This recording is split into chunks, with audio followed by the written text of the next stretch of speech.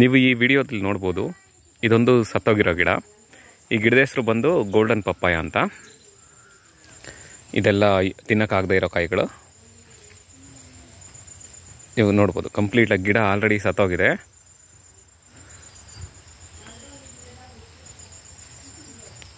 ಇಲ್ಲಿ ನೋಡಿದ್ರೆ ನೀವು, ನಾನು ಹಸಿ ಸಗಣಿನ ಹಾಕಿದ್ದೀನಿ. ಈ ಹಸಿ ಸಗಣಿ ಹಾಕಿರೋದ್ರಿಂದ ಸತ್ತೋಗಿರ್ಬೋದು ಅಂತ ನನ್ನ ಅನಿಸಿಕೆ. ಕಾರಣ ಇಷ್ಟೇ, ಈ ಹಸಿ ಸಗಣಿ ಹಾಕಿರೋದ್ರಿಂದ ಯಾವುದೋ ಫಂಗಸ್ ಬಂದಿರ್ಬೋದು ಅಥವಾ ಸಗಣಿ ಹುಳುಗಳು ಬೇರನ್ನು ತಿಂದಿರ್ಬೋದು. ಒಟ್ಟಾರೆಯಾಗಿ ಬೇರುಗಳು ಸತ್ತೋಗಿರೋದ್ರಿಂದ ಈ ಗಿಡ ಸತ್ತೋಗಿರೋದು ಅನ್ನೋದು ನನ್ನ ಅನಿಸಿಕೆ. ಬಟ್ ನಿಜವಾದ ರೀಸನ್ ಅದೇನೋ ಹೇಗೆ ಅಂತ ನನಗೆ ಸಹ ಗೊತ್ತಿಲ್ಲ. ನಾನು ಹೇಳೋದೇನಂತಂದರೆ, ಈ ರೀತಿ ನೇರವಾಗಿ ಹಸಿ ಸಗಣಿನ ಹಾಕೋದನ್ನು ಆದಷ್ಟು ಅವಾಯ್ಡ್ ಮಾಡಿ. ಫಸ್ಟು ಹಸಿ ಸಗಣಿನ ತಿಪ್ಪೆಗೆ ಹಾಕಿ, ಅದಾದಮೇಲೆ ಗೊಬ್ಬರ ಮಾಡಿಕೊಂಡು ನೀವು ಗಿಡಗಳಿಗೆ ಹಾಕೋದು ಭಾರಿ ಒಳ್ಳೆಯದು. ನೇರವಾಗಿ ಹಾಕೋದ್ರಿಂದ ಸುಮಾರು ಸಮಸ್ಯೆ ಬರೋಕ್ಕೆ ಸಾಧ್ಯತೆ ಇದೆ.